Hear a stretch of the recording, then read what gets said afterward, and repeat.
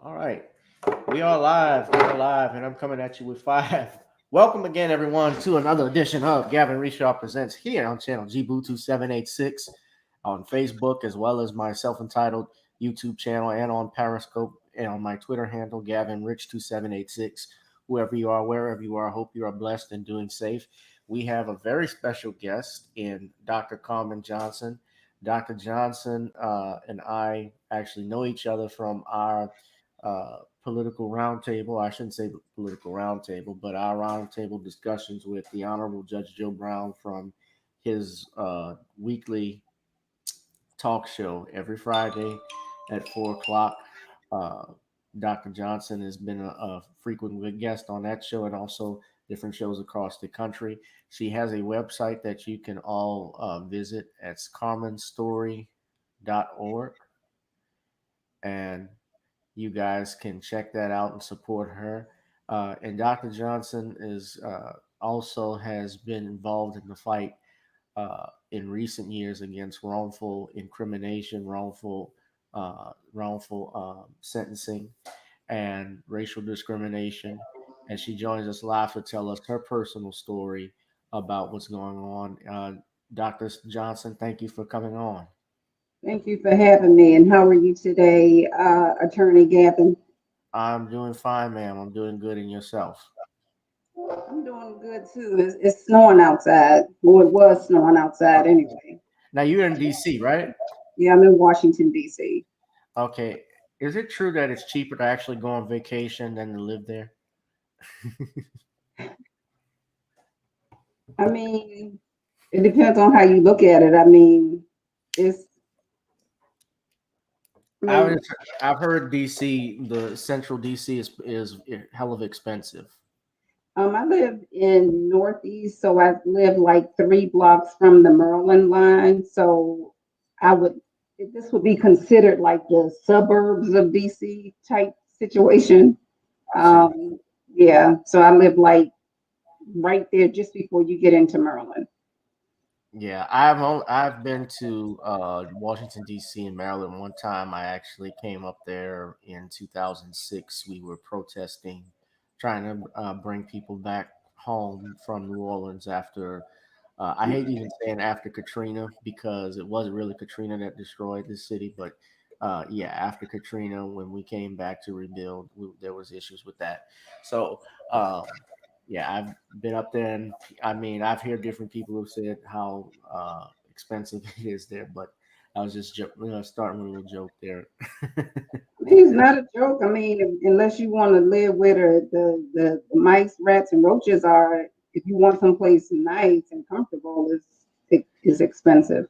Well, yeah, well, I don't think, well, I'm not saying live in like in a rat infested area. I'm just saying, just, I know I mean, it's expensive in a lot of the big cities like Los Angeles and New York. I know of people that are leaving California, but it's also because of the politics that are there. And we're going to discuss some of that because you're in DC and there's a lot of, that's the sub hub of all of the things that we are seeing transpire in this country now, especially with the new administration. But I want to, before I do all of that, you might want to turn your volume down a little bit because I could hear myself. I get, yeah, turn your speaker down. Yeah, so tell everybody, Dr. Johnson, before we get on that, I want everybody to know who you are. For instance, you have a PhD, if I'm In mistaken. philosophy, and I'm also an activist, a humanitarian. I am now a mass liberator of mass incarceration. I am for the people. I love my people. My biggest concern now is the people that are still behind the wall, still in jails, still in prisons, still in camps, and still in cages. And I'm even more so concerned now since the COVID has hit, Right. and these people are on. A lot of them are on 23-hour lockdown, and that's just like solitary confinement. And this has been going on for months.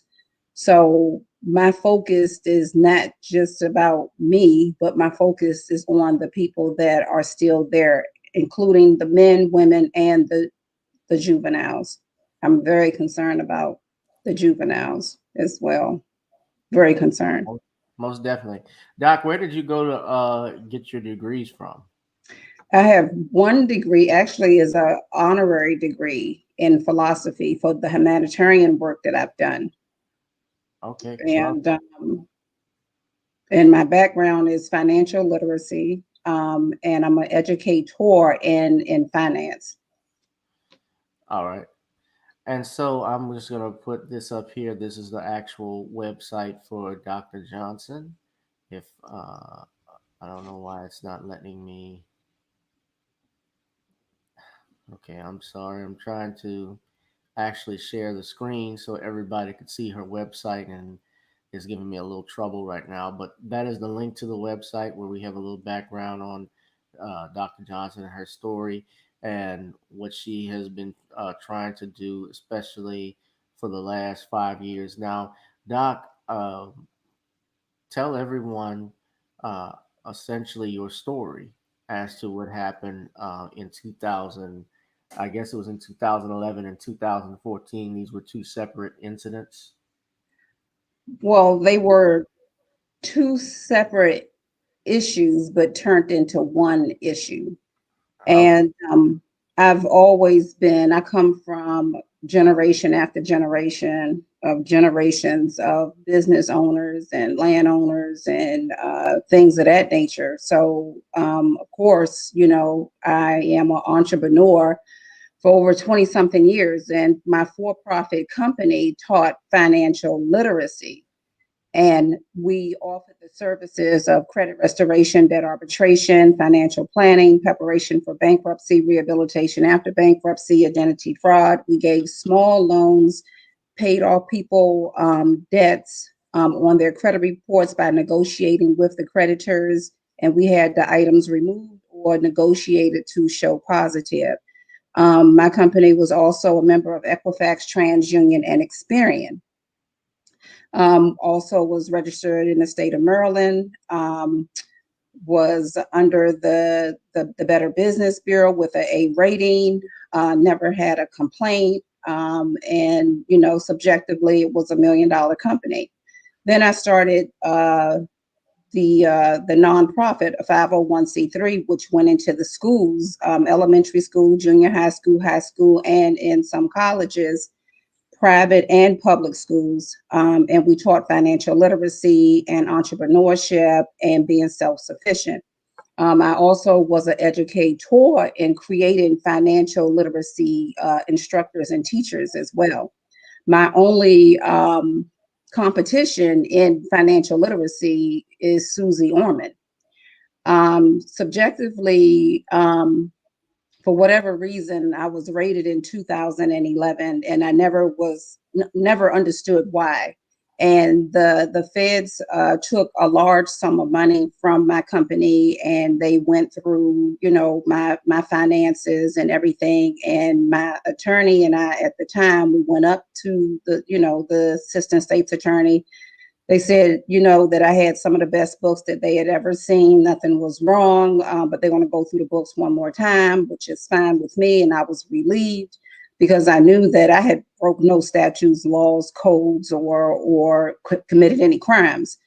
And I still wasn't sure of what was going on, but I was confident in who I was and who I am and the services that I offered, my clients. So then after that, What was the name? I'm sorry, I just interrupted you. The name of your company was. Able Estate and Company. And the Okay. nonprofit was the Katie Able Foundation, which was All a right. 501c3. Um, so after that, I became the housing chair for the Prince George's County NAACP. And I was trying to at that point, I was trying to research and find out why all of these foreclosures were happening in the Black community. I was consciously aware that when I first started my company, that you had to have scores like 750, 800 in order to get a home. You had to have your pay stubs, you had to have your tax returns, You had to show, you had money in the bank and the money was in the bank for a certain amount of time. I mean, you had to show everything.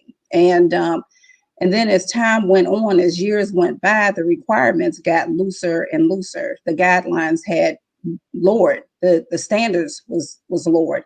Like people was able to get homes with scores 450 and 500. And I didn't understand that, but I watched this change happen. And I thought that it was odd because in my company, we had everyone on a household budget. They had to have a savings account and put their money in the bank. Not to mention they had to, pay a monthly fee to my company for the services. And they also had to pay a monthly fee when we went in and paid all their creditors off through a settlement. So they had to pay a monthly fee on that. So it got to the point when the major banks, mortgage companies around the United States, and realtors around the United States was finding out about my company. And so they wanted to send their clients to my company. But what happened was they were considered as corporate clients. So if you had came to my company for services, just you would be considered as private, because you came on your own to my company, got set up on a household budget, and we went through your credit and things of that nature. But if you came through the banks, or you came through the mortgage companies, or you came through the title companies or the realtors, they would come in or send me their client's file. I never would see their clients. And it was no big deal because this was happening all around the United States. They were professional. I was professional. It wasn't, I didn't see any issues in that. And subjectively, I ended up becoming the housing chair for the state conference NAACP in Maryland. And at that point, after my research, I started requesting a moratorium to freeze the illegal foreclosures that was going on in the state of Maryland. And it was mainly happening at that time, or my interest at that time was the Black community. Because in the Black community, that's where the Black fathers and the Black mothers and the Black children were. And not to mention, in the back of my mind, I had already witnessed the requirements that was loosening, or the guidelines that was loosening up on these sub mortgages and these special mortgages and these creative mortgages. And I remember I used to tell the banks and the mortgage companies and the realtors, this person can't afford this house based on, what I see on their credit. They can't afford the house. And it got to the point where a lot of them would tell me, you really need to just mind your business and worry about their credit and not focus on what they can afford. But I'm like, but they can't afford the house, And at that time, it was people buying $1 million homes and their scores were 450 and 500. Not to mention, they didn't have to show any type of financial monies in the bank, you just needed a heartbeat and a job at that time and some type of credit score. And I just thought it was the weirdest thing. And I knew that something was coming down. Doc, was this around the time, I take it this was around the time of the crisis in 2008? It was around that time. But afterwards?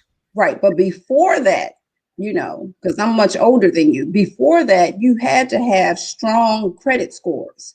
You had to have a job and that you've been on that job a long time and you had to prove it. You had to show tax returns and things of that nature. But when they lowered guidelines, the requirements changed. You didn't need to show all of that. Now, where the issue came in with Maryland is the fact that a lot of these Black families had scores of 700 and 800. They didn't need subprime lending. They didn't need those special creative loans and mortgages. They didn't need that. You know what I'm saying? They had the jobs. They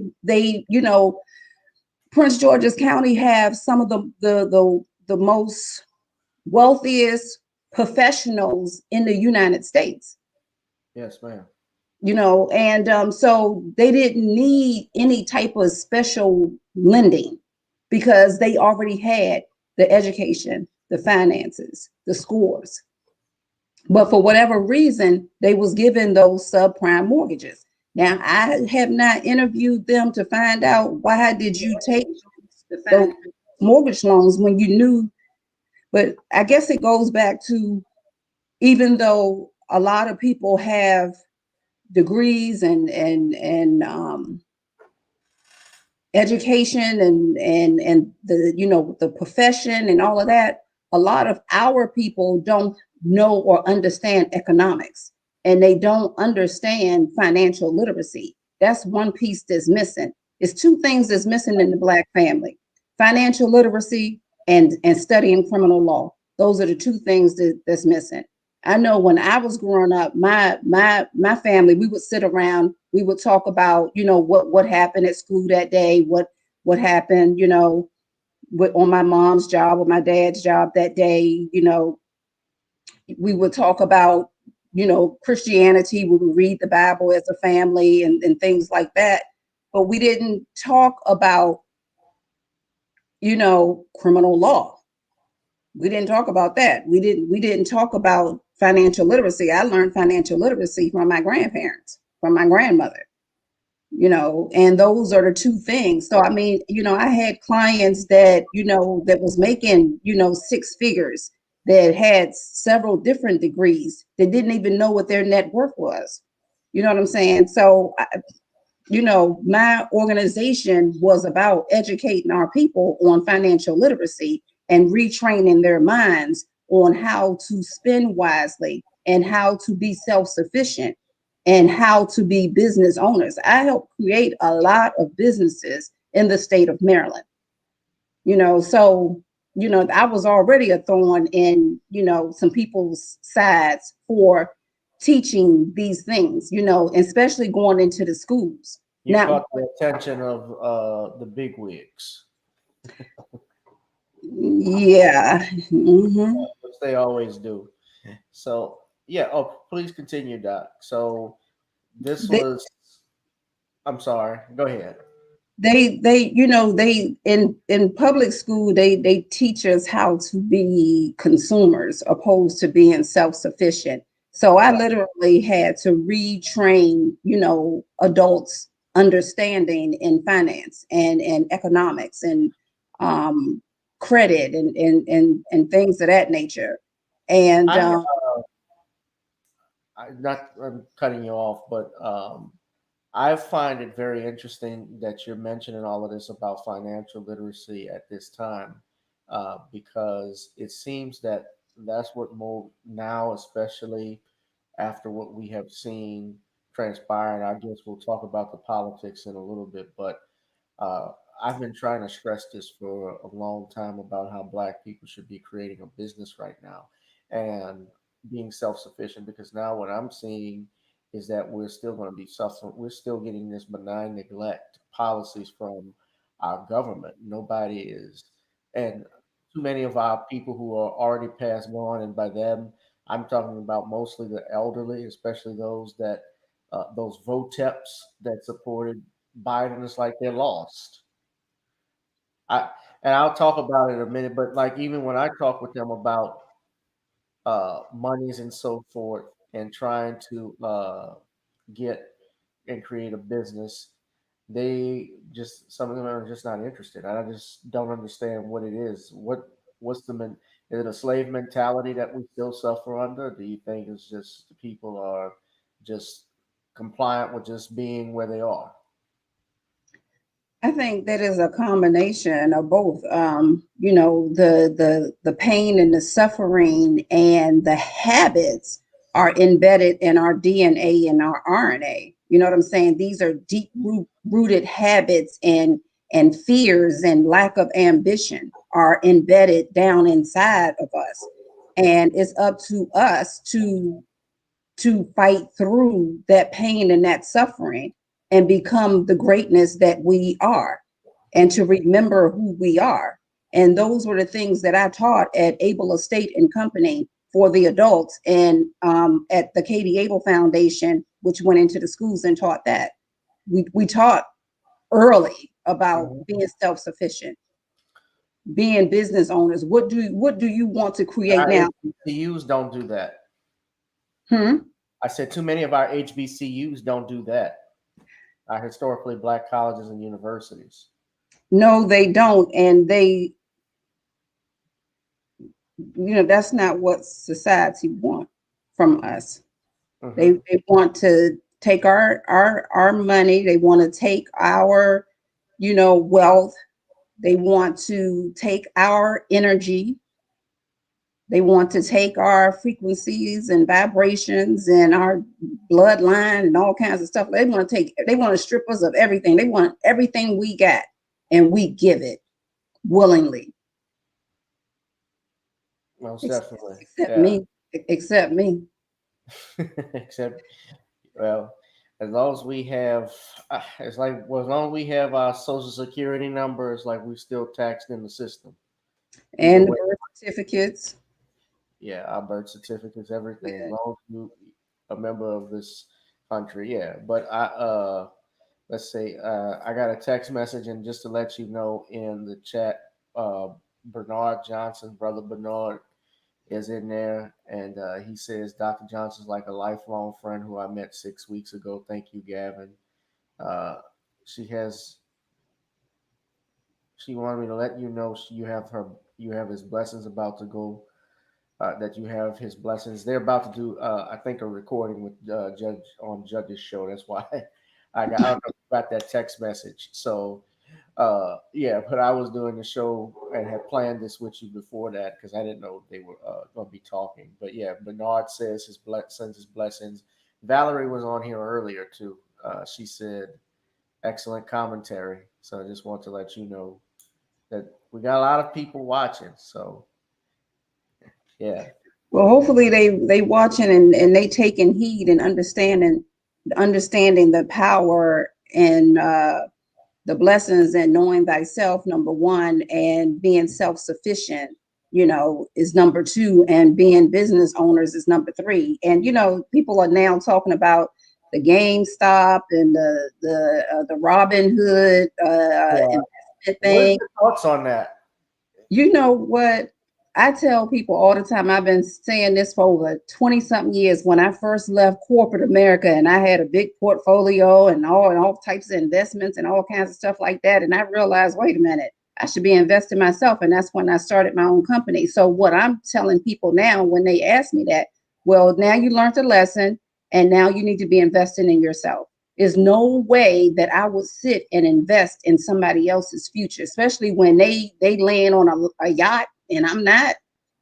I'm going to Yeah. keep that the white man rich. Like that makes no sense. Off my blood and my sweat and my DNA. I don't think so. Right. You know, But Robin Hood, like they stopped, they're getting hit with a big lawsuit now because I think when people were trying to buy, uh, was it they were trying to buy stock in GameStop because it was surging, and if they sold it, they would have gotten even more money. Robin Hood had stopped them from doing that, and so now the SEC, I think, is getting involved investigating them as well as the lawsuits that they are facing. But someone had said if you want to see an example of what went on with Robin Hood, I was just watch the clip of Trading Places with Dan Aykroyd and Eddie Murphy to get an understanding about the orange juice trade. Yeah. but moving forward, our people should be investing in ourselves. That's Hmm. what we should be investing in, and not nobody else. You know, and save your money. My God, like why is every day people are spending their money like it's no tomorrow. They spending everything they got just for a bag, but there's no money in the bag. Or a pair of tennis shoes, but they don't have no money in their pocket. Like I'm Right. confused. Like it's like what is really going on here? It's almost like They we in acknowledge they broke, but they want to look good doing it. you. Mm-hmm. That's best I could tell you because I've seen it.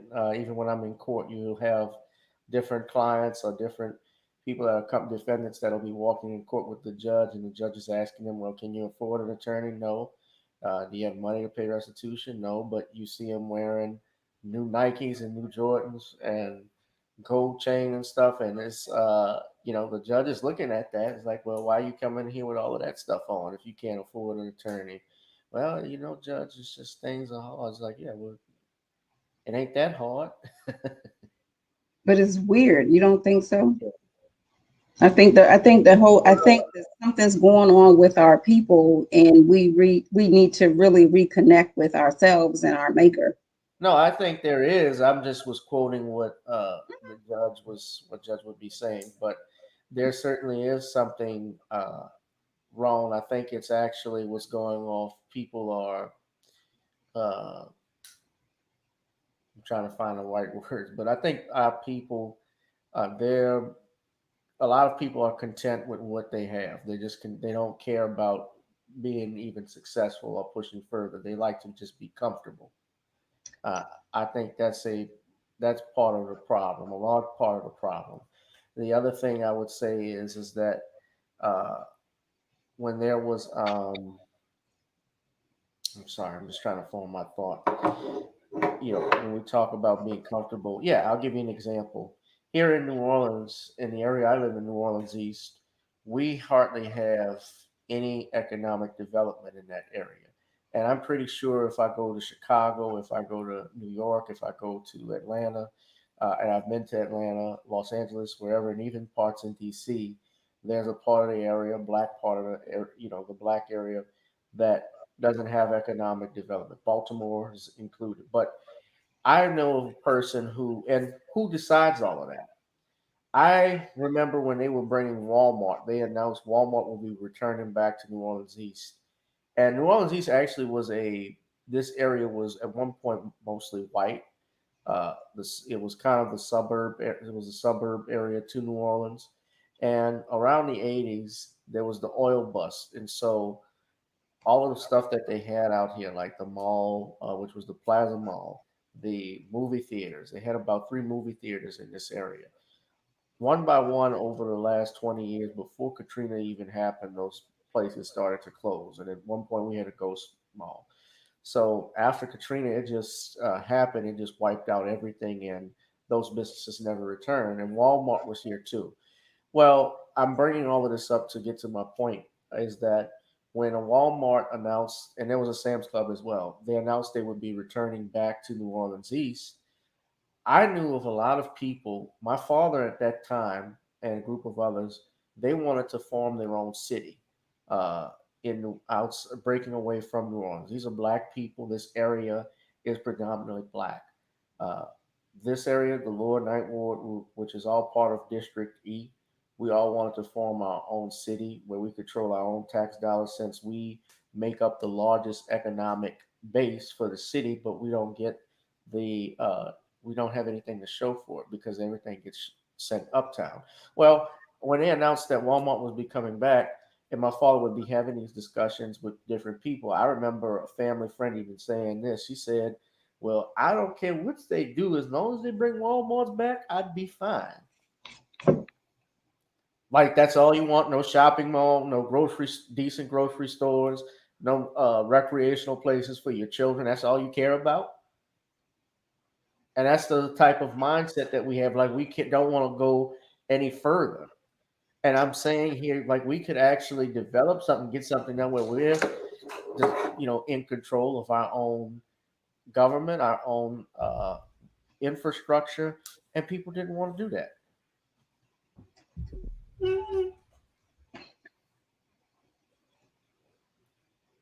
It goes back to the fact of how damaged our DNA and our RNA is. And it goes back to the fact that, our I guess I would use the word rituals and spiritualities have been stripped from us. And Hmm. and understanding the universe, and we call it today metaphysics and science of the mind and mental science, and I'm a scholar of all three of those things. And understanding how your mind works, and the fact that your imagination and feelings are used to create what you want and what you desire. Well, they've taken all of that from us, and they start right in elementary school. I remember in second grade, and my teacher told me that, hey, and I was the only little, black, kid in the class. And she said, hey, black people were slaves. And my parents and my grandparents and my great grandparents never told me that part of the story. And I remember, arguing with this teacher, that can't be true, because I always remember, being taught that we come from greatness. Black people come from greatness. And that's what was instilled in me and my brothers and my sisters, and my cousins and my aunts. And that's what we know. And so, I remember another time, the teacher, I must have been in about third grade, and the teacher was asking everybody in the class, what did their parents do? And I remember telling the class, my parents work for the federal government.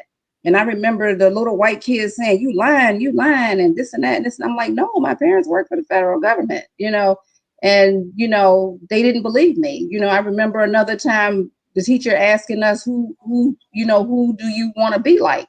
And I remember raising my hand saying, I want to be like Mother Teresa.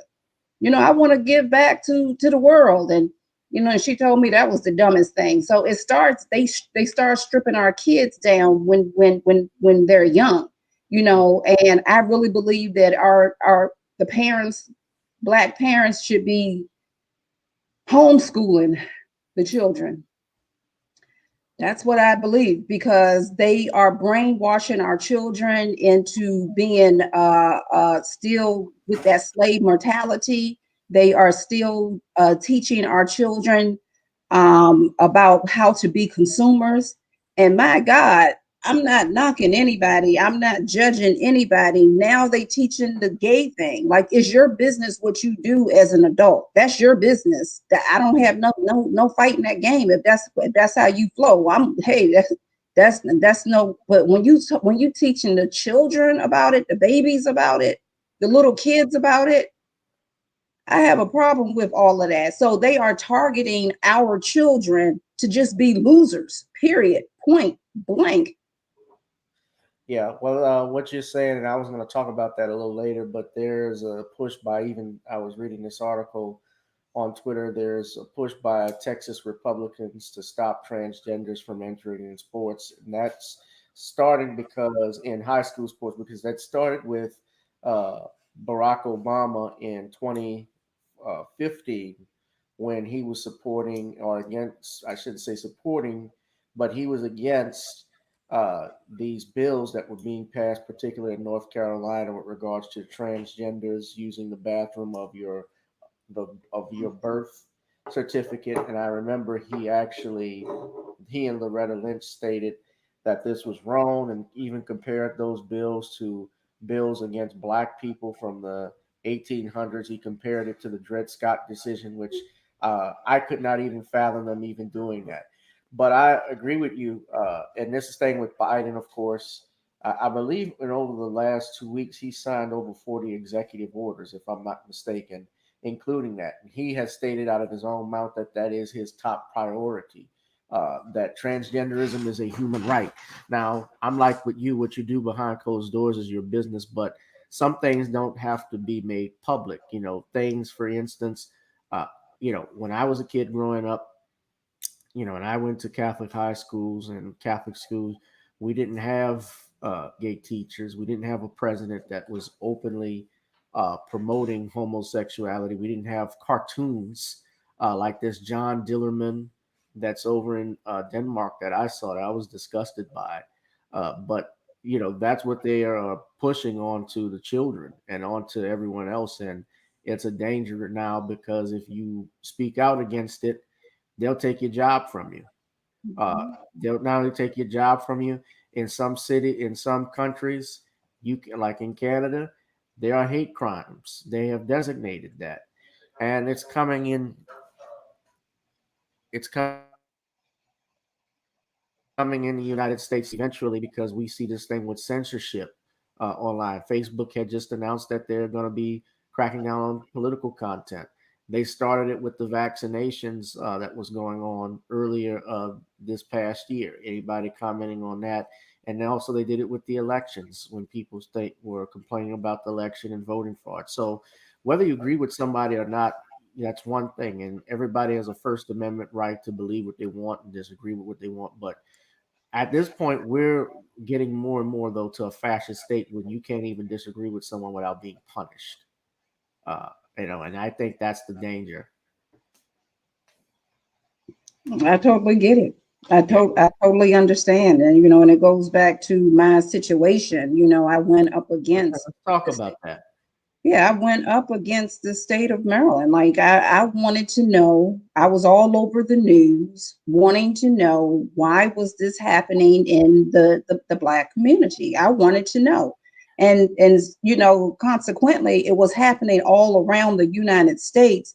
But my mission was the fact that I was the NAACP. So I was the housing chair. So my focus at that particular time in the beginning was, our Black people, our Black families, that these foreclosures was tearing these families down. And then we got more involved with the Hispanic community, the Latino community. And then it was other, races that was calling saying, hey, we are losing our homes too, and things of that nature. So I started saying, heck, we need a moratorium. So I started going on the news saying we need a moratorium to freeze all of these illegal foreclosures. We need, some type of commission set up to figure out why these illegal foreclosures were happening. And not to mention, I saved over 800 and something families from illegal foreclosures, just to let you know that. I got a phone call from the most powerful man in Maryland at the time, and he will be listed in my book. He is in my book that I'm writing that's due out in April. He told me that he needed me to go back on the news to say that there was no foreclosure issues, and I refused. And so then he had a couple of his people call me and tell me the same exact thing. Then it got to the point they was calling me, asking me, what did I want? Basically, they were asking me, how much do you want to stop this narrative? And I refused. There was just no way that I could buy be brought out and watch Black families be tore up, to watch families in general be tore up, But, my main objective was this was destroying people's lives. It was families living in the woods. And I went on the news and I said that there are families living in the woods. And I went to the woods to talk to them because I wanted to know what happened. So basically, I pissed off a lot of white folks, a lot of powerful white folks in the state of Maryland. And I refused to go back on the news to change my narrative. It was no way that I was going to do that, number one. And number two, the NAACP abandoned me. And they was ordered to step back and stand down. And that's what they did. I remember I was being, followed by the bank investigators, by the feds. They was running me off the road, several times. They was coming in and out of my home. And right. And I see this, we have that here on the website, and I want to talk about that specifically, especially with your conviction. And get to that. But I do want to ask you, since you brought up the NAACP and you were the chair, you were on the board of the local chapter in Maryland and state chapter rather. What are your thoughts currently on the NAACP now? Is it still relevant? Because a lot of us have criticisms of the NAACP's national leadership in things that they have done. What are your thoughts on that? I don't have criticisms of the NAACP. I have facts because what they did to me was disgusting. So I can say what I say. Sure. You know what I'm saying? With knowing that this is the truth, that this is emphatical, that they did not stand with me, and that they was ordered to stand back and stand down, and that's what they did. Not to mention, I've been told recently that at National, that Wells Fargo and Ocwen has an office inside of the National NAACP. Well, how the heck did that happen? Why is that like that? Why are they there? Mm-hmm. To do what? To continue to steal our people homes? To continue to steal our people's generational wealth? Why are they there? Right. The NAACP. I always think though, Dr. Johnson, about the fact that the Los Angeles chapter of the NAACP gave Donald Sterling that award from a few years back, and they had to have egg on their face because it came out, the videotapes of Donald Sterling, the things that he had said. And even now, though, when I look at their leadership, I noticed that they tend to align too much with the Democratic Party and, you know, the leftist, if you want to say, even like with a lot of LGBTQ propaganda. There's some things that they align with that.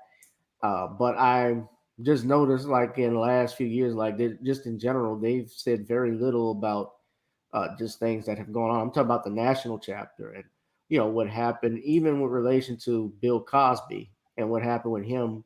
And he, if I'm not mistaken, gave them carte blanche to use his name and likeness in any ad that they had, and they never said anything positive in regards to these charges. Jesse Jackson has just only recently came out saying that he needs to be released from prison, but we've been advocating for years because that trial should have never happened to begin with.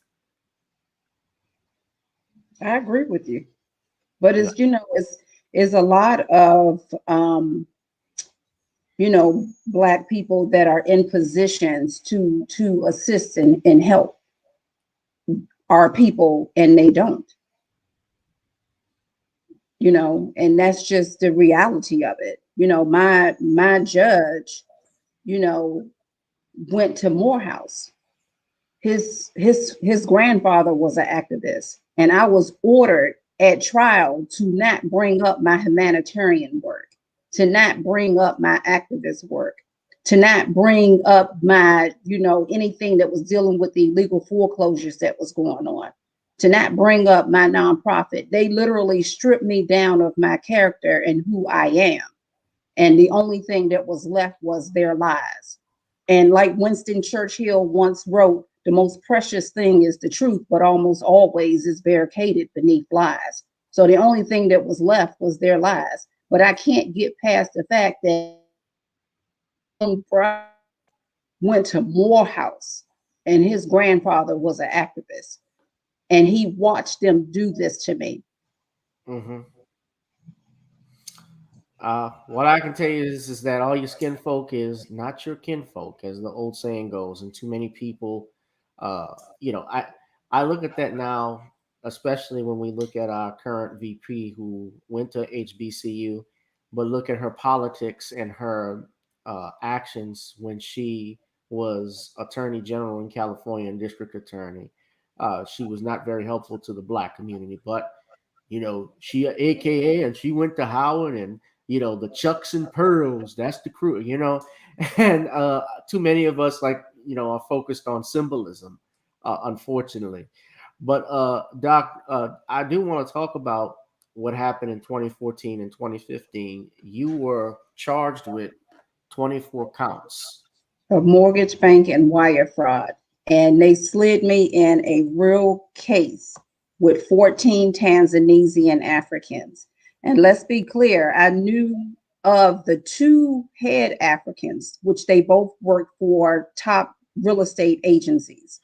But it wasn't no big deal because I worked with real estate agents all around the United States, mortgage companies all around the United States, the five major banks. It was no big deal. And but whatever they was doing, I had no knowledge of and had nothing to do with it. Right. Not to mention, if you read the transcripts, I'm sure you probably already have, the two head Africans got on the stand and they both said she's not part of our Tanzanian community. She did not financially benefit. She, one of them said that she worked on our client's credit. The other one said, well, she knew that we were realtors, but she had no knowledge of our scam. They said all of that. And at that time, the trial should have stopped because why was I implicated, but not the appraisers that went out to check these houses. Why wasn't they there? Why wasn't the title companies implicated? Why wasn't they there? You know, and what the other thing that they did, all the documentation that they were showing had nothing to do with me. I'd never seen the documentation before, but what the creative prosecutor did, she would show the after credit reports. She wouldn't show the before credit reports. So the credit reports before that had all the junk on it that I had deleted or negotiated with the creditors to have deleted all.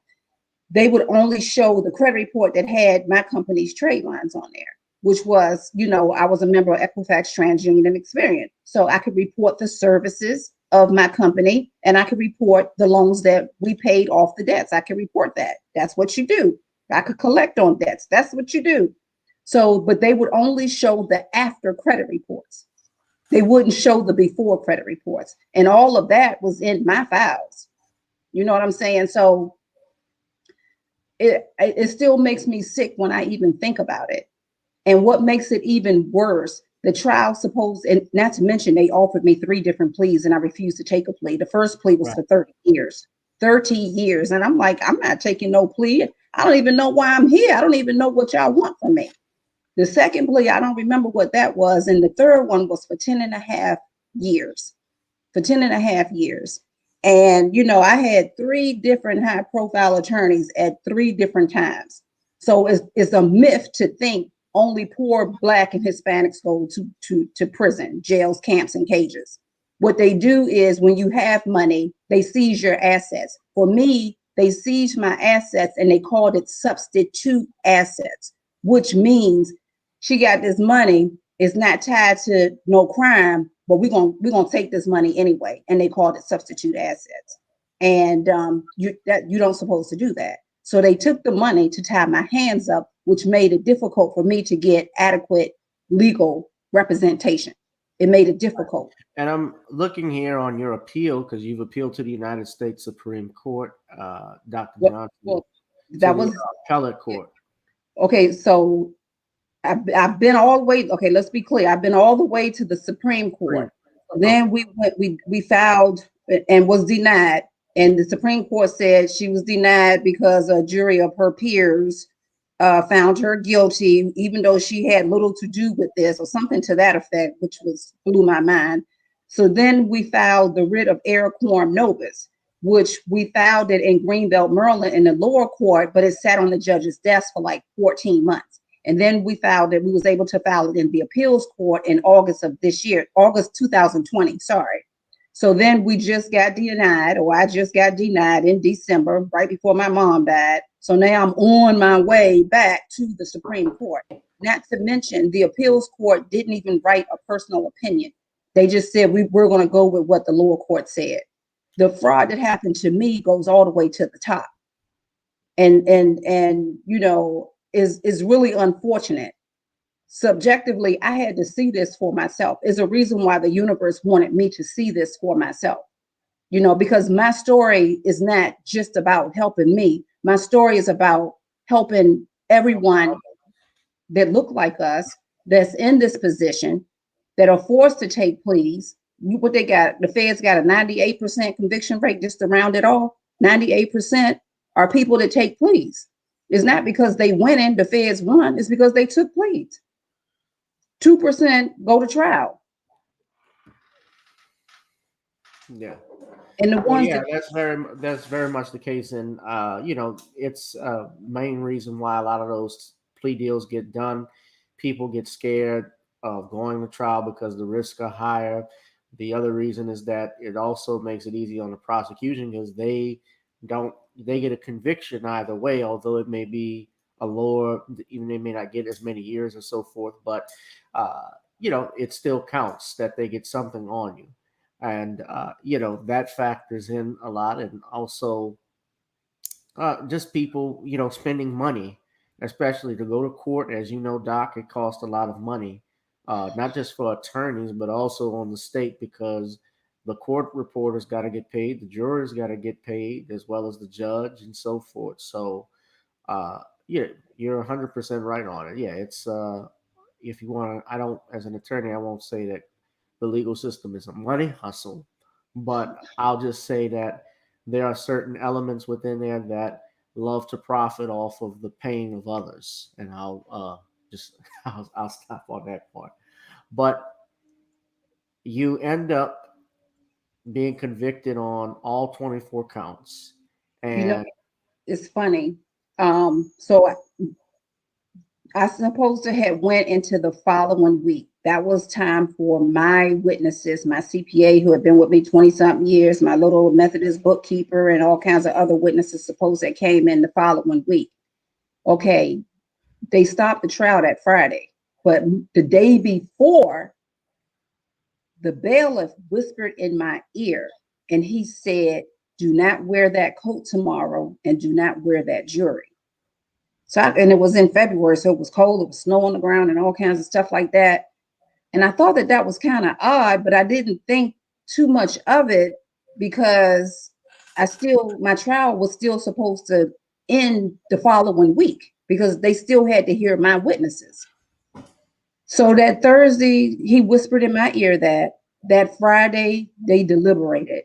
And on 24 counts of mortgage banking wire fraud, it took them less than an hour and a half, less than 2 hours to find me guilty on all 24 counts. Not to mention that Black judge that went to Morehouse, whose grandfather was an activist, had me arrested immediately. The prosecutor said she is a terrorist, she is ISIS, she is dangerous to Prince George's County, she is dangerous to the state of Maryland, and we must get her off the streets immediately. And I'm like, wait a minute.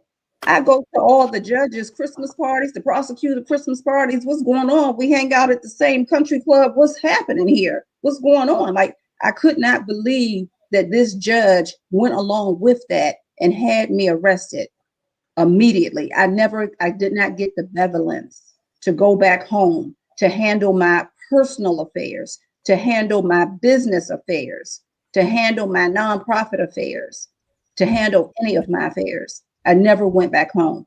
And to make it even worse, he ordered me to solitary confinement for 4.5 months, oh wow, which is the sentencing was to happen 4.5 months later. And I was just blown. I couldn't believe that that had happened to me. So I'm feeling, some type of way. I'm working my way through it, but I'm feeling some type of way about our people. It's making me really question who we are as a people. our people can be the worst. Uh, at times, especially when we get in positions of power and we want to flex our muscle for white daddy or massa, they will try and throw the book at you. They won't try. They will uh, throw everything at you. I know of people, for instance, when they talk about policing, a lot of people I know that have had issues with cops haven't been white cops, it's been black cops as well that have given them a hard time. I know people think it's better to deal with a white cop than a black cop because a black cop, like the cop you saw in Boys in the Hood, you think you tough. They've had to deal with those types of officers. So, so you solitary confinement for 4.5 months. That is It was hell. court ordered. Subjectively, the universe had me. So they drove me from Maryland over state lines into Washington, D.C., and they threw me in solitary confinement in Washington, D.C., because they knew that my connections was in Maryland. Like, I mean, I had congressmen and senators on speed dial. You know what I'm saying? My connections were in Maryland. And when you're in solitary confinement and when you're in the medical unit, you don't have access to the phones and things of that nature like, general population do. The psychiatrist met with me the 8th day that I was there, and he was asking me, who I was, and when you go through orientation, you give them your jail number or whatever you call it. So I gave him my jail number, and he was asking me a bunch of questions. And the way that I was answering his questions, he never looked at me until I was answering his questions. And then he put his ink pen down and he looked at me and he said, "Who are you?" And I said, "Inmate, whatever the number was." And he said, "No, who are you out there?" And I said, "I'm Dr. Carmen Johnson. I'm the housing chair for the state conference NAACP." So he started Googling me, and then, it was all over the news that, Dr. Carmen Johnson arrested, mortgage fraud. It was just, so anyway, so then he said that he said, "You're never going to see me again." He said, "I'm going to lose my job." And then he picked up a piece of paper and he said, "The judge ordered you to solitary confinement for 4.5 months until sentencing." He said, "But I'm going to release you into general population so you can fight to get up out of here." And then, of course, that's when I was able to call my sisters and from South Carolina to come up and all kinds of stuff like that. But I also want to tell you how dirty this Black judge who went to Morehouse was to me. That room that they put me in, that little metal room that they put me in, had fecal matter all over the walls and the floors and the stench of years of urine. And I like to think that I like nice things and I'm sensitive to smells. They threw me in a room with fecal matter all over the walls and the floors.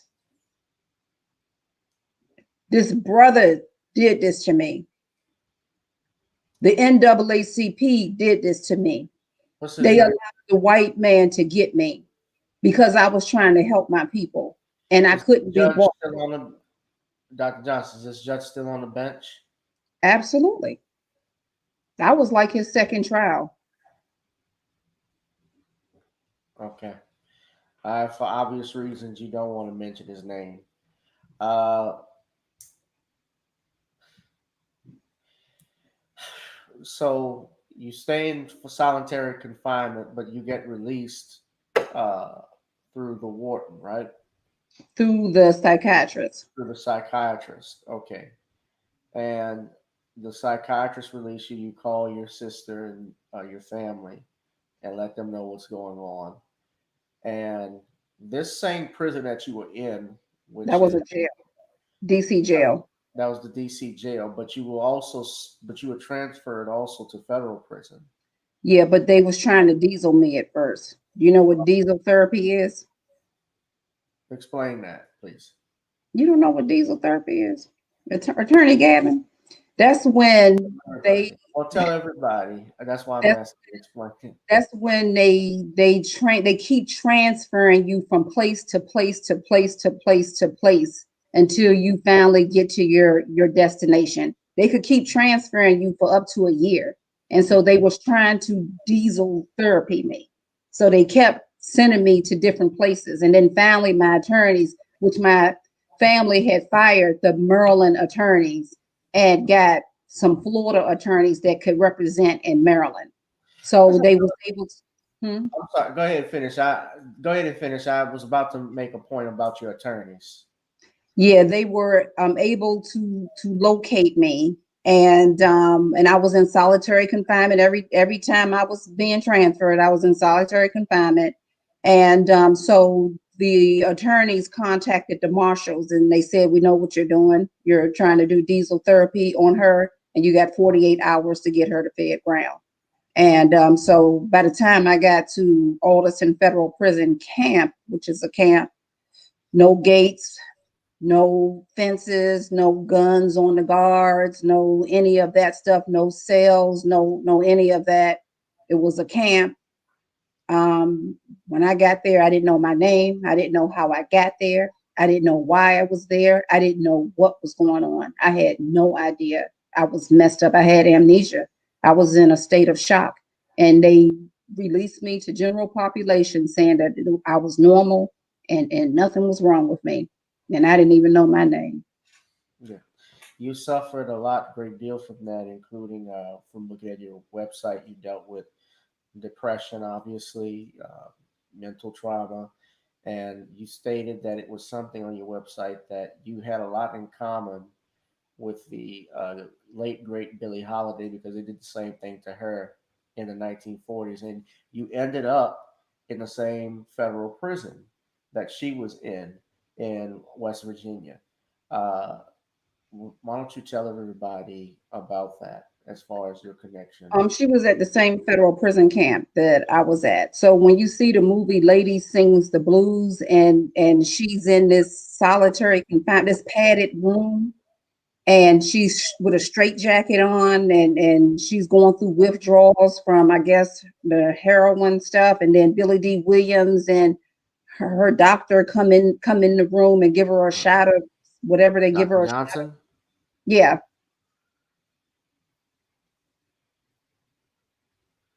Dr. Johnson? Yes. Looks like we're frozen. Jeez.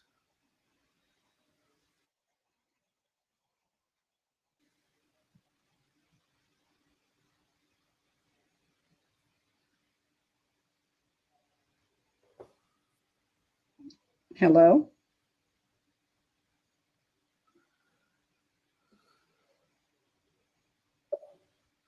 Yeah, Can you, Dr. Johnson? can you hear me?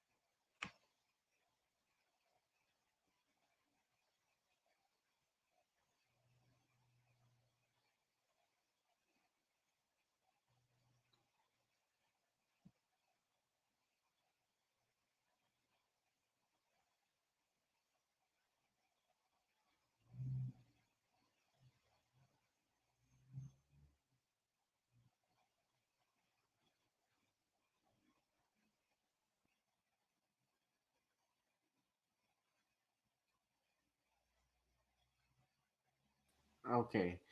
Uh, Can you hear me? I can hear and see you fine. I don't know what happened, but we crashed, so I'm back. Yes, but technical difficulties, everybody. But yes, you were talking about Billie Holiday and the movie Lady Sings the Blues that was with Diana Ross and Richard Pryor, and how Billie Holiday in 1947 was sentenced to the same federal prison camp, federal prison camp that you were in. And I actually have your I'm just trying to pull it up because it crashed with the internet. With the tab had crashed, but you wrote this piece about comparing your situation with Billie Holiday, and I was just asking if you could talk a little bit more about it.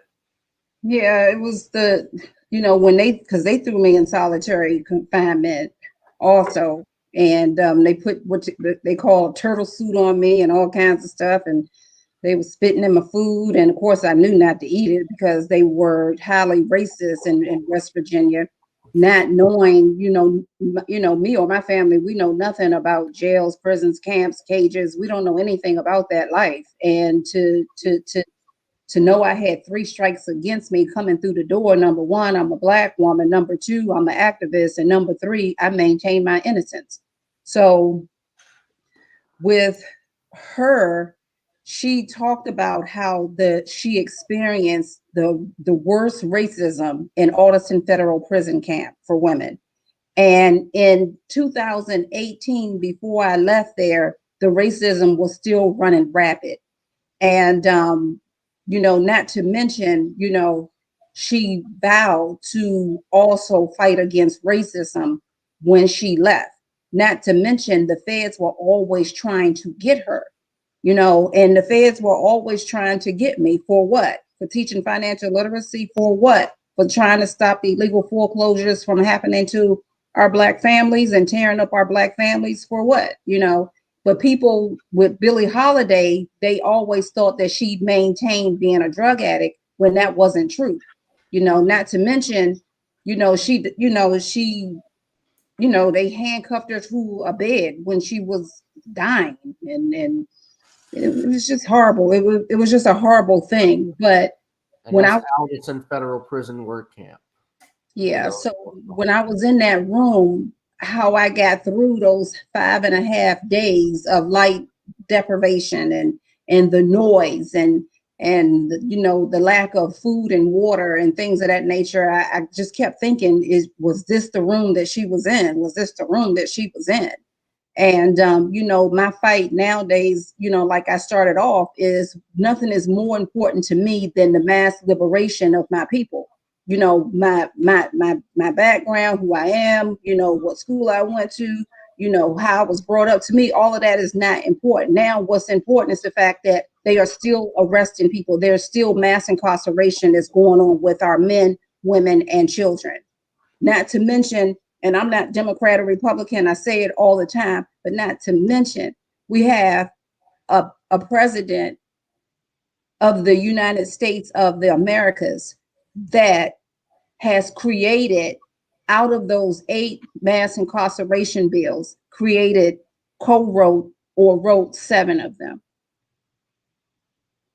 Right. That's scary to me. That's on her mission. He said every crime bill has had this. Every crime bill has had the gentleman from Delaware's name on it. He actually said this back in, I think it was 98 in 88. Joe Biden, but all of those crime bills that he was a part of, he voted for in his 47-year career as a senator from Delaware, working under working under, I was about to say Robert E. Lee, but that's close enough. It's Strom Thurmond and Roy Farbus and John B. Stennis, who was the godfather of he and James Eastland. I think James Eastland was called the godfather of Mississippi politics. Very powerful and very racist people at that time. But that's Black America, those that voted for Joe Biden, that's what you supported. And, my whole thing is, he signed an executive order, a week ago or something like that, stating that, the DOJ is not going to accept private prison contracts anymore. Right. So I read somewhere that only totals about 8%. But of course, I mentioned that in Twitter, and I got chewed up and attacked by trolls. But at the end of the day, the private prison is not as big of a number as the BOP. You know what I mean? Public prisons. And thing is, and I'm not knocking y'all president, but to me, if he really wants to make a difference, if he is really sorry for what he's done, the fact that he created mass incarceration on Black, brown, and tan communities, then let's sit down and let's talk about those 8 Crime Act bills. Let's talk about that. Because he stated he's not sorry for it. I'm sorry, but he has stated before he even ran for office that he was not sorry for those crime bills when they asked him about people like me and you vote for him. Because Trump was the scary man, and we just had to get him out of office. That's primarily most people I talk to can't tell you why they voted for Joe Biden other than they just didn't want to see Donald Trump, and that was essentially it. Does that sound educated to you?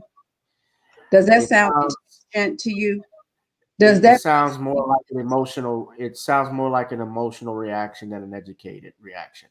Okay, so emotional is the fact that we got so many Black brothers, Black fathers, Black grandfathers, Black great grandfathers that are in prison today. That's been there for years. Right. That have been subjected to abuse, physical abuse, mental abuse. And I complain about being at a prison camp. But can you imagine what the men go through? Can you imagine what our juveniles go through? Because I hear some harsh juveniles also. Oh, it is. And Yeah. So I mean, you Well, know, Butterfly 7 says most black people vote Neiman crates. Well, what it stems from Democrats, though, the first Democratic president to get into the White House was Andrew Jackson, and Andrew Jackson was a vehement racist. I listened to Maxine Waters, who called Trump, I think, the most racist president in history, but they obviously have not done their homework because I can look at all 45 presidents, and yes, I believe Donald Trump is a racist, but uh, as a politician between him and Joe Biden, who did the most damage. In their Biden had 47 years. I don't think Biden is going to change at 78 years old or 79 years old and say, "Oh wait, I have a second record. I have a second inkling. I want to change my life. I want to make this better for the blacks. Let me give them reparations. Let me apologize for the crime bill. Let me apologize for eulogizing Robert Byrd and Strom Thurmond and so forth." No, he wouldn't do that. He actually, and at his at his conference that he did with those so-called civil rights leaders like Mark Morial and Al Sharpton, he essentially talked down to them. And these were men that were his age, and some of them in his age group, and he talked to them like they were children. I mean, I sat there listening to it, but then again, people are looking at that, and but all they cared about at the inauguration, Michelle, work it, work it, hair flawless. I suit flawless. That's all our people sadly think about. Most people look at a symbolic victories, and those are not giving us any substance. So when I look at the when you answered, does that seem like an educated response? I said it's emotional because we're tied emotionally to things that we see instead of things looking at them in a logic perspective. Like when you look to watch Star Trek, Spock would always say with an answer of why he would do something, because it was logical. We have to do things based on what's logic and what makes common sense. And his first also the executive order he signed for the private prisons, but the executive order he signed for Asian Americans and Islanders, Pacific Islanders specifically, he's telling black people he wouldn't do anything that's outside the Constitution, but he's doing this for other groups. LGBTQ, that's for other groups. Illegal immigration. These are people who violate the United States Code. If you come in here not following proper protocol, you're breaking the law. But nobody cares. and you don't think that's odd, because that's odd to me. I when you say define what is your definition of odd when you say Find it so strange. Everything that you just said that this president is doing or not doing or lack of doing for us, but our people that look like you and I are still supporting him, I find it odd. I don't find it odd. I find it, even if you vote, I know people in my family and friends, and I'm not knocking people who vote for Joe Biden per se. They have a right to vote how they want, just like people who voted for Trump. People voted third party. That's their First Amendment right. That's their 15th Amendment right. But you beware of what you wish for because you may just get it, and it may not be what you think. That's the old, like the Wishmaster. I don't think it's odd. I just think it's stuck on stupid. There was no way I couldn't see myself voting for this man after the things that he said, and especially when we're asking him for tangibles. He's promising not to give it to you, but I'm going to give it to a group that is not even doesn't even have a right to be in this country. I'm going to give it to a population that's only less than 3% of the population. People don't even know this when it comes to LGBTQ and homosexuality. That was not something in the 1970s. And Dr. Johnson, you may be aware of this, but there was an old Supreme Court case called Baker versus Nelson, which had already stated that gay marriage was not something that was recognized in the United States. It changed around that time because in 1973, 74, several critical things happened. And the main thing was the American Psychiatric Association removed homosexuality out of its list of mental illness in 74. Around that same time, of course, you had Roe v. Wade and Doe v. Dalton, and those were landmark Supreme Court cases. So things were set in motion. And then in 2003, there was a landmark case called Lawrence v. Texas, which struck down all the sodomy laws in the United States. So I'm saying all of this is that in 40 years, 45 years, of course, and then Obergefell granted gay marriage, and then recently, in the case of the G.R. Harris, R.G. Harris, that dealt with gender identity and sexual orientation, and they put that under the Civil Rights Act of 1964. So they have essentially, in less than 50 years, amassed and gotten rights even further than what Black people are still trying to get after 400 years. And they only make up, transgenders only make up 0.03 of the population, but one priority for the leader of the free world. I'm going to reverse the military ban on transgenders. Like everything he did, he reversed all of Trump's orders. But what I could say with Trump, like for instance with the Paris Treaty, the president of the United States and his powers under the Constitution does not have. He's the sole authority on treaties, and that Paris Treaty is in accord with the United Nations. The United States is not bound to any sovereign, to the United Nations Charter. We're bound to the Constitution of the United States, and that's what we should be following. But again, a lot of people, when you talk about educated, a lot of our people are not educated. And by that, I mean they don't read, they don't do research. Only 20% of Americans actually read articles. They don't read the whole thing through without sharing them.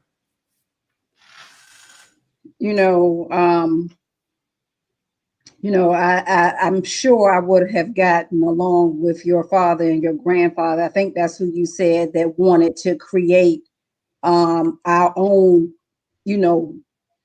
government or yeah. What did you call it? They want to create a separate city. Right. So, yeah. When you think about the Jewish people and you think about the Asian people and you think about even the Nation of Islam, and when you think about the Amish, they have their own thing going on. Like they, the feds and the state have to go through a process to be able to infiltrate, their people. And we don't have that. So I guess my point that I'm trying to make is, I would, well, they got me labeled under a felon now, but even if I wasn't labeled under that now, and I'm fighting to get my name back, but even if I wasn't labeled under that, I wouldn't have voted for either one of them. Mm-hmm. Because we should have our own thing going on. We should be protecting our people. We should be demanding reparations. And President Biden already said that he wasn't. He said, "I'd be damned if I'm going to pay for something that my ancestors did." Well, he said it depends on how much and whether to include Native Americans, and Native Americans actually own slaves as well. And Kamala Harris is saying, "Well, I'm not going to sit here and say I'm going to do anything that is beneficial." Meanwhile, she's the one that's behind all of these executive orders and pushes for Indian Americans and Asian Americans because that's what she identifies with. Okay.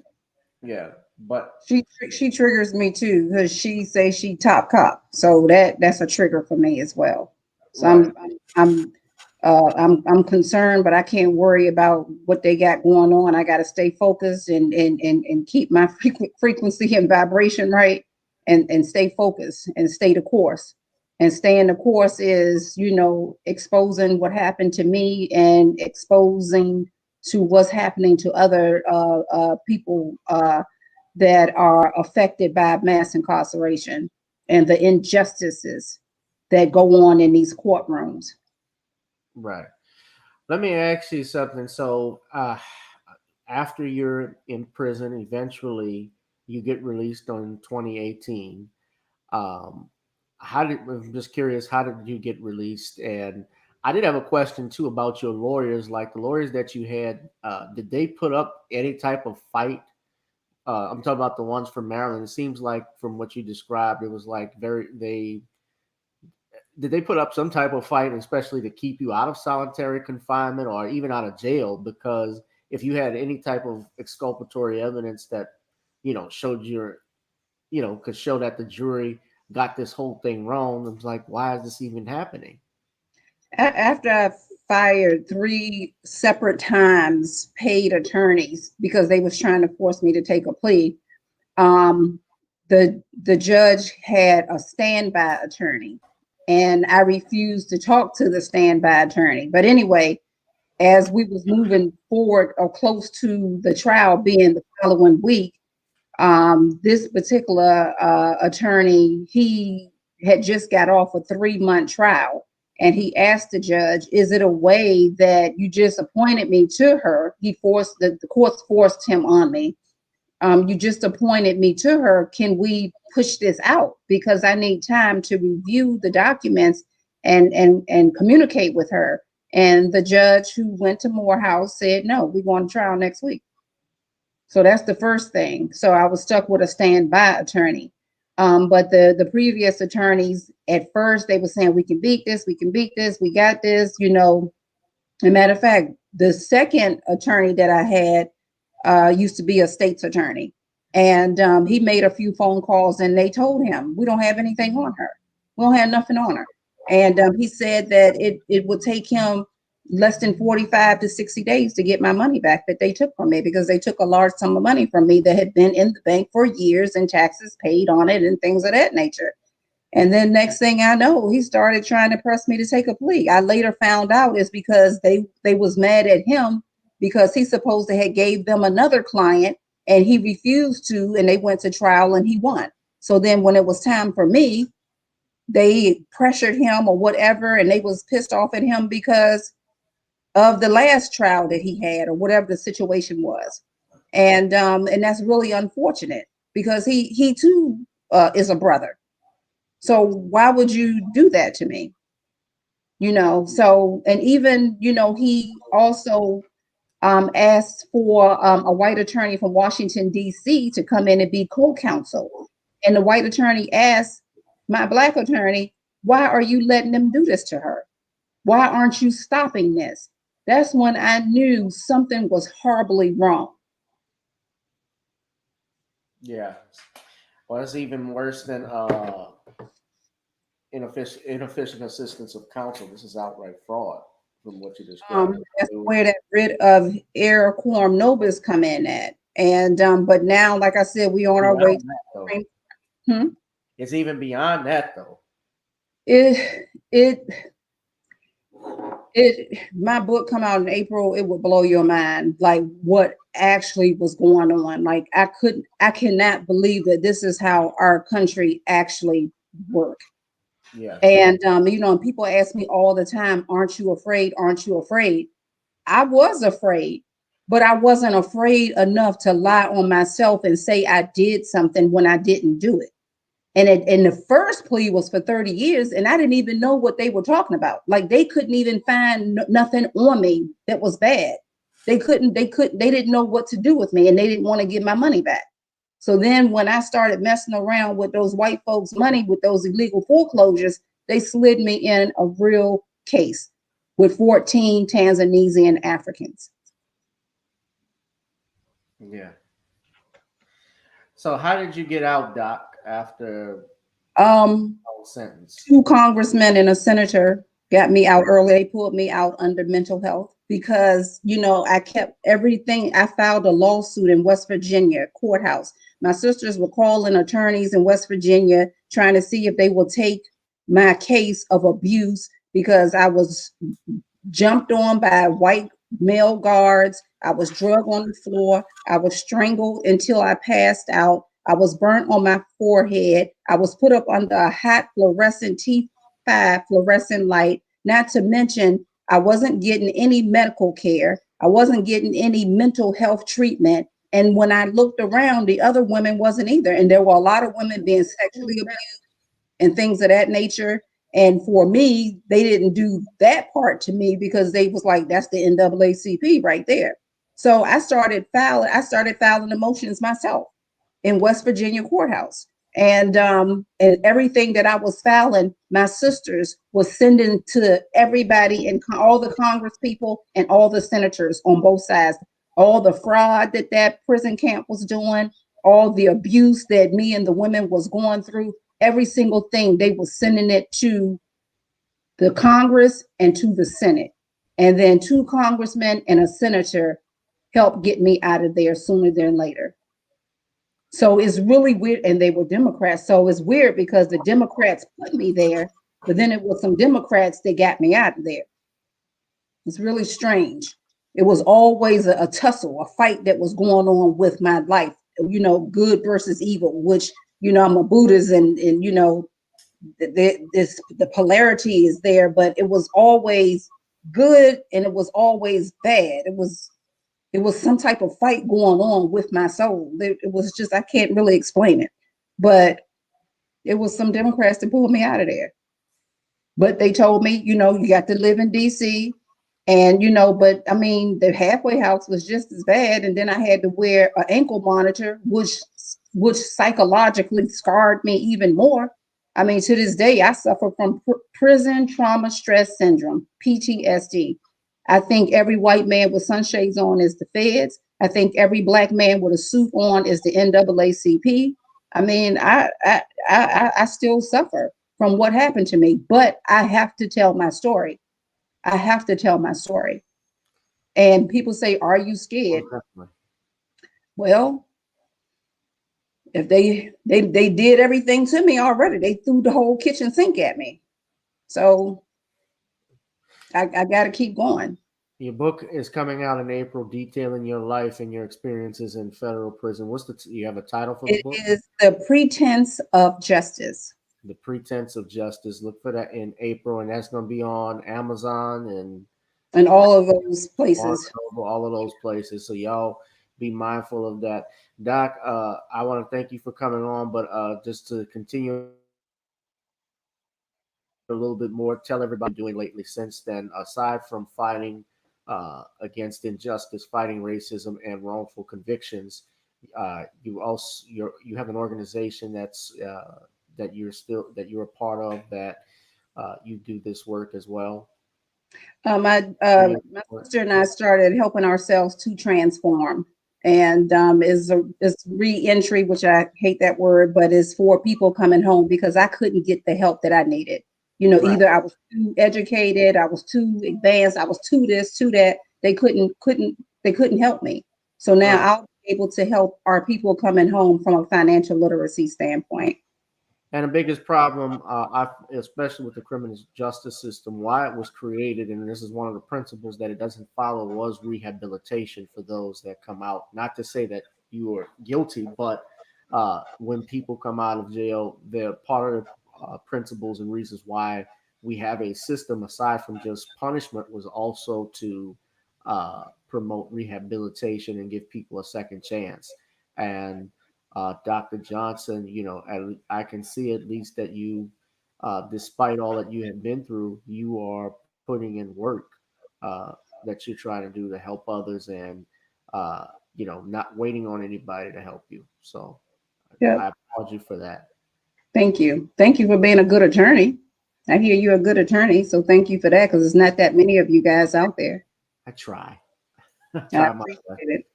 Yeah, I've most of my practice I've done mainly with family law, in helping, child custody issues and child support issues. I've had some experiences with criminal, so. But thank you for that tip on diesel, the therapy there. But I kind of put two and two together. but uh, but yeah, but that does happen a lot, and most people aren't aware of it. And also, another thing with regards to the mental health issue, that's something that gets ignored in the Black community, is mental health issues that we have, that our people struggled with. Recently, we had a man. I can't think of the state, but I saw the video. But it was a black man that was shot by the police, who was going through a mental episode at his house. I tell people on Facebook, I tell people on Twitter, if you have black relatives who are having mental issues and they're black, please do not call the police. Please don't. They're not trained. They are not trained psychologists. They are not there to de-escalate situations, although that may be a part of their training. They're not specialists. They are there, especially if they deem someone a threat. They are there to. They have the legal right to, as Ice Cube said, they have the authority to kill a minority. Uh, they are not. They are. They are not therapists. Calling them is a big mistake. A big mistake. They're trained to eliminate. I have police officer friends, and they tell me they're trained to eliminate the threat. Shooting somebody in the leg doesn't necessarily eliminate the threat. So you get what they mean by that. And I also want to share real quick also, when we come home, like one of the things that I was trying to fight for was my SSDI, which is the Social Security that I had paid into because of my mental state.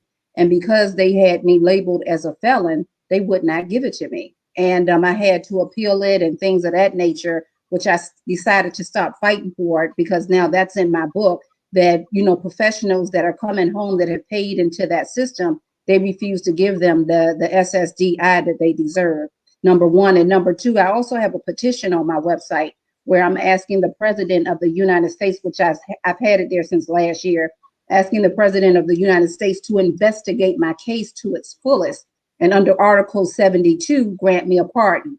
And so I've had a lot of people tell me, well, we're not doing it because you're a Trump supporter. No, I'm not. Well, we will support you if you put President Biden's name on there. I'm not doing that either. So I'm not getting the support that I need. But the biggest thing is, why you wouldn't put Biden's name on there. Why wouldn't I? Yeah, tell everybody why. Remind everyone. I mean, for me, it's an oxymoron because he's the one who helped create those 7 out of 8 Crime Act bills. Right. So I'm not asking him personally. I'm asking the chief and commanding officer, the president of the United States. I'm not asking him personally. I wasn't asking the ex-president Trump personally. I'm asking the chief and commanding officer to investigate what happened to me. Right. But I do understand if they investigate my case, it's going to be a bunch of other cases that they need to be investigating as well. So I'm not putting his name on there. The universe have me. I have faith. It's whatever I need is already done. And that petition is available on the link to that is on Dr. Johnson's website, carmenstory.org. carmenstory.org. I've had over 50,000 views and only 800 and something signers. And that should tell us something's wrong with that picture. And I appreciate you having me on your show, Attorney Gavin. And I look forward to hearing from you on the Judge Joe Brown show on Friday.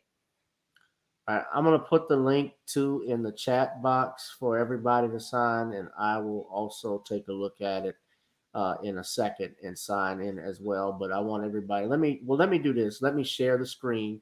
You're welcome for coming on, Doc, anytime, but let me share the screen with everybody so that they can take a look at this petition so they can look at it and support our system. And Butterfly 70 says, get some type of legislation. I'm working on that. I'm dissecting all 8 of those. And the Judge Joe Brown says there's another one that I'm missing also. So I'm dissecting them and trying to see what I can do to fight against that legislation or those Crime Act bills that are keeping our people in mass incarceration. I'm working on that too. Right. The link is in the chat box for everybody to go in and sign up shortly. Support our sister, Dr. Carmen Johnson. I look forward to talking to you also on the Judge Joe Brown show. I'm sure they're doing a recording right now. Knowing them, they go like 2 hours with this stuff. Well, Brother Ron, the judge and him went, what, 4.5 hours? 4.5. Yeah, Ron, I saw it last night. Ron went 4.5. I went 3 hours with him. Actually, yeah, I saw that too. 4 hours. Yeah, you saw what I did with Queen Amadaya Shakur and Bernard and Brother Sean James. Shout out to Sean James and all of and Brother Bernard and Queen, all of them, and to the judge. But Is there something you want to add, Doc, before And we go? on this petition right here, do not chip into this petition right here because that goes to change.org. Just spread the word. Keep sending the petition around. So just sign the petition and send it around. Okay, And y'all send do it that. around. Yeah. Don't, And thank you. don't And, all right. Talk to you later. Dr. Johnson, thank you. I will talk to you later as well. I'll see you on Friday. All right. Bye. Bye-bye. All right, guys. It was a pleasure to have Dr. Johnson come on, but that is the change.org petition. Please do not chip in, as she said, because that money goes to change.org. Wow, that was a great interview, and I didn't even curse the whole time. Luckily, I didn't bring my suit. I'll wear my suit for this because I know this is the doc. I want to dress to impress, but I'd have given her some. I wouldn't upset her about it. But every black man that wears a suit works for the NAACP. Damn, But it's a very sad story when you talk about Dr. Johnson and what she went through. Obviously, going to prison, I'm sure has, and I know I have had clients that, of course, that serve jail time, that serve prison time. That's not an easy thing to go through, certainly. And I'm imagine that she's going to be affected by this for the rest of her life. But I'm pleased that she's not letting that stop her from doing what she wants to accomplish, and she's helping others, which is a great thing. And you guys can help out too by donating to, by signing her petition. And you can also help me as well. I do not get paid for this. This is so when I ask you guys if you could give gifts or donations to the channel, if you see the link description, the Cash App is Gavin Richard Esquire, the Google Pay and PayPal are both my same email name, gavin.grich1@gmail.com. We had over 16 people in the building, probably more that have been watching. I know the numbers are always skewed a certain way, but I thank you all for tuning in. Rosalind Butterflies 70. I'm just looking on my phone because I have to see who's watching on Facebook as well. That doesn't even give me an accurate count. But let's see. We have Dante Salters. What's up, brother? Garrett Gregory, Bernard, and a few other people who were tuning in. Thank y'all. So, you guys be safe and be blessed. Y'all take it easy. Let me know what you think. Leave a comment. We got to have Dr. Johnson come back on because this was a great conversation. I think I thoroughly enjoyed it. And with that being said, this is Gavin Richard with Gavin Richard Presents, guys. I will see you all tomorrow as I will do my sit down with Brother Dwan B of uh, Hotepish and Craig Facts. That ought to be great. All right, guys, and funny. All right, guys, you take care. Be safe. Be blessed. I'll holla. Peace.